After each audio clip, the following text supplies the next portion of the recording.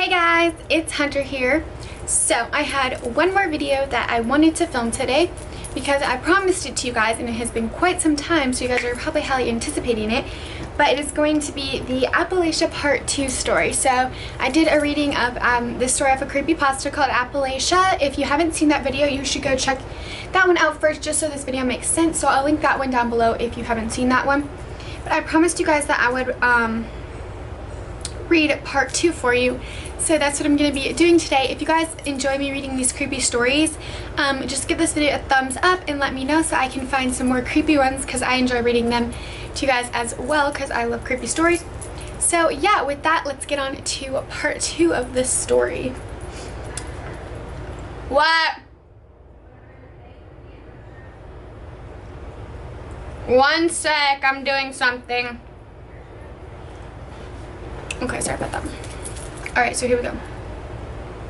The other campers and I begged the girl to go into more detail about Timmy's alleged sightings within the Appalachian region. She seemed all too happy to oblige us, seeing as we were hooked now, and launched into her second tale. This one cropped up a couple years after the initial sighting, a couple hours north of our camp. According to the girl, Timmy used the Appalachian hiking trail to get around and keep away from the authorities. Only an unlucky few traversing the famed trail ever encountered him or one of his rocking chairs. Kurt squinted at his map again. In the waterlogged foothills of the Blue Ridge Mountains, navigation was almost impossible. The big mountain man reserved only one contingency for such drastic conditions: stick to the trail until you come across the first serviceable clearing. His two friends were close by, both in good shape and experienced themselves. Kurt checked his watch, 2:37 in the afternoon. After looking over the map once more and then up at the cover of black-gray clouds through the pine trees above, Kurt came to a resolution: stop until the rain let up.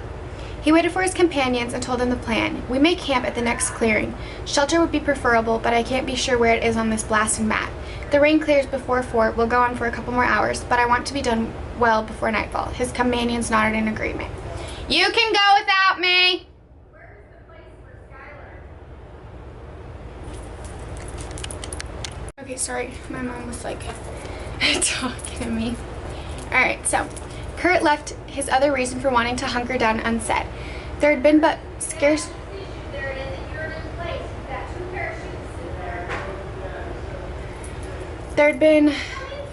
rumors so far about a pair of women going missing a couple miles north of them 2 months before. The general consensus ruled they must have fallen off a cliff or simply hitchhiked out of the area. Pinning disappearances down on a 2,500-mile trail was like picking at a snowflake in a blizzard. Damned impossible. Kurt opted to remain silent. They set off once more and were relieved to find shelter within another half hour. Everyone stripped their packs free in the silver drizzle, set up their tents, and changed into dry clothes. The rain continued to fall, something everyone felt secretly relieved about, as the prospect of hiking more in this gloom was unappealing. Kurt relaxed in his two-person tent, enjoying the extra space afforded for his burly physique.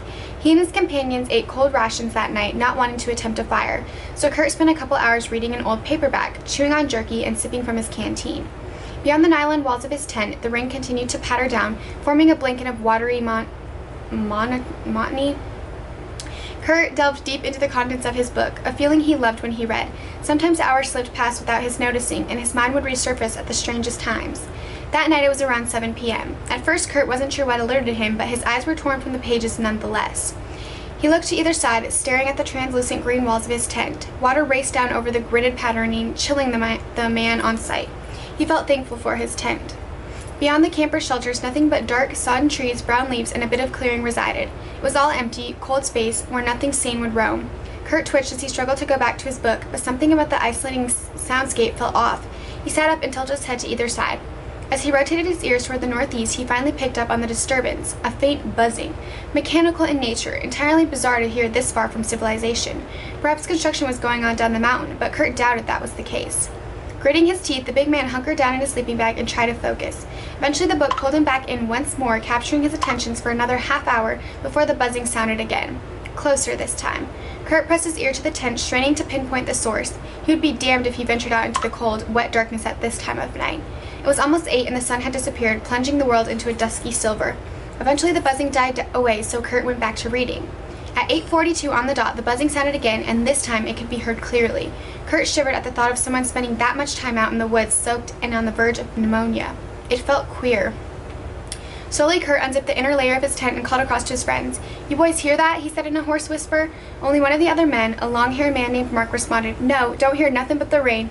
John's response is going to be the same. He passed out before 8. Kurt chewed on that for a moment. "Right then. Just thought I'd ask. If you hear anything, let me know, you hear?"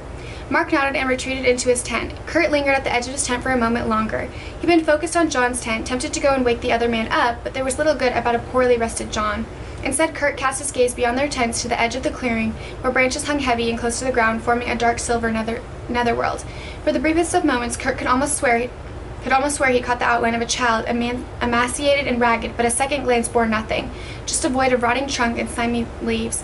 Sighing, Kurt zipped his tent back up and doused his lamp, ready to sleep.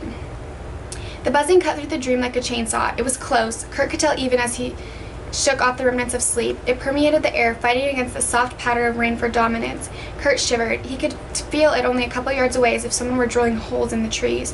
Reluctantly, he crawled forward to the flaps of his tent and undid the inner flap of his tent. In the misty gloom and the moonlight cut up by the leaves, he could just make out the other tents. The buzzing had stopped. Only his breathing could be heard. Kurt licked his lips, trying to think whether he should... Uno momento. Hello? Come move your car so I can get out. Stop parking like that and I wouldn't have to. Back, I'm sorry. So many interruptions. This is why I don't film when my family's home. Okay, where was I? Okay. So I'm just gonna start with only his breathing could be heard. Kurt licked his lips, trying to think whether he should call out or not. After weighing the possibilities in his mind, he opted to see if Mark was awake. Mark? The words rolled over the clearing, ominously clear. No answer. Kurt straightened his back and pressed his face to the tent fabric and said with a little more force, "Mark." Only silence responded. Sighing, Kurt pulled on his boots and reluctantly. Excuse me. Heavy sleepers, that was all. The little reassurance didn't stop him from slipping his folding knife into one pocket, though. Once he slid into his raincoat and fetched his flashlight, Kurt unzipped the tent all the way and slid out. A chill trickled down his backbone as he crept into the open. With the thin buffer of his tent gone, Kurt felt exposed to the air, to his surroundings, and to something's gaze. Try as he might, he knew something had its eyes on him, but he needed to ensure his companions were all right. "Mark," he hissed again. "John, God damn it, one of you answer me." A faint buzzing sounded from behind him. Kurt whipped his head around, focusing on the clearing to his right. Nothing, of course. "Mark, something's out there." Kurt unzipped his friend's tent and screamed. Mark lay on his back, mouth open in agony, and his eyes twisted into gnarled craters of blood and gore. Stumbling back, Kurt fumbled for his knife and managed to wield it in front of him. Already, he suspected John suffered the same fate, but he had to check. Another buzz curled through the air as Kurt parted the second tent. John's skull bore the same devastation, not giving Kurt the same shock, but instead imparting a far worse feeling on him. Kurt was alone, completely isolated, and whatever had done this was watching him. With no other plan, Kurt did the only thing he knew might save him and ran headlong down the trail. The only thing Kurt sought at this point in the night was company. He needed to be with other people, both as line of defense and simply to rid the burning ember of dread lodged in his gut. It made it hard for him to breathe, and before a mile he was gasping shrilly. Up ahead, he saw the outline of an old shelter framed against the trees. Fighting a stitch in his side, Kurt made for the shelter. Only as he headed for it did he realize he was going off path. To the best of his knowledge, the trail had been rerouted around a rockfall, and the shelter lay on the old path. Still, he needed to get out of the rain, to hide, to cower. Some sensible part of him returned at some point during his flight through the forest. Dangers of pneumonia were hot on his mind as he shivered and stumbled his way toward the hut. It looked slightly run down, but no worse for fear than most other huts. At this point, Kurt simply longed for a place he could crash and burn until morning. Then he'd navigate his way down the mountainside to civilization. The hut creaked as he stepped onto the raised platform. His flashlight illuminated a frail wooden door and a rusted tin roof. Kurt stepped up to the door, wrapped his hand around the handle, and froze. A pungent odor wafted up through his nose. With a resolve born of desperation and lunacy, Kurt slowly inched the door open. The smell nearly overpowered him. Rotting meat. Lots of it. Fearfully, the burly mountain man aimed his light through the door and found a huge pile of animal carcasses stacked against the far wall. Squirrel, rabbit, birds of every kind, fish, even smaller cats were all strewn into a miasma of rotting fur and bones. Kurt took a closer look. They were sloppily killed with mangled limbs and all bore crude rips from where human teeth tried and failed to mimic its predatory ancestors in devouring their prey. Kurt buried his nose to ward off the stench, but it clung to him now, palpable and thick. As he made his way just a little more into the cabin, he noticed something else in the far corner, a rocking chair, made of bone and bound together with sinew. Kneeling to inspect it, Kurt was surprised to find the craftsmanship rather beautiful. The bones were worn smooth as pearls, and the sinew had been dried and handled with care. Kurt felt some of his exhaustion return to his mind. Sleep. He needed sleep. With a final sigh, the mountain man lowered himself into the rocking chair and found it held his weight easily. Kurt stared at the ceiling above as he began rocking back and forth. Back and forth. Back and forth. Sleep came. Bzzzt! Kurt jolted awake, every muscle flexed at that sound drilled into his skull. The silent killer had returned. It came from beyond the door. Suddenly, Kurt remembered his friends and the very real danger he was in. Standing slowly, Kurt took his flashlight like a club and his knife in his other hand. Another warning bzzzt sounded from beyond the door. Already Kurt had a plan. Run down the mountain. Don't look back. Don't stop. The bzzzt grew louder. With a feral yell, Kurt stormed out of the cabin and into the morning light. No one could be seen. Still, he could hear the bzzzt of a drill. It was all around him, a warning growl. Swallowing his fear, Kurt turned in the vague direction of the local town and ran. As he raced down, the bzzzt followed him, gnawing at his mind. He didn't stop until he burst into the local police station, wild-eyed and laughing madly. Only once the police were able to subdue him, calm him, and give him to talk, did the buzzing finally die away. Kurt huddled under a blanket and spoke with an officer, reporting everything he had encountered that night. They tried to get him to lead them up to his friend's campsite, but he didn't budge. Several police officers and a local forest ranger made the trek that afternoon, first stopping by the dilapidated cabin. Just as Kurt promised, there did appear to be a grotesque plethora of remains, reminiscent of a frail human squatting in the abode. They did not, however, find the rocking chair Kurt talked about. The campsite proved more compelling in backing up Kurt's claims about the killer potentially being the missing kid from a few years back.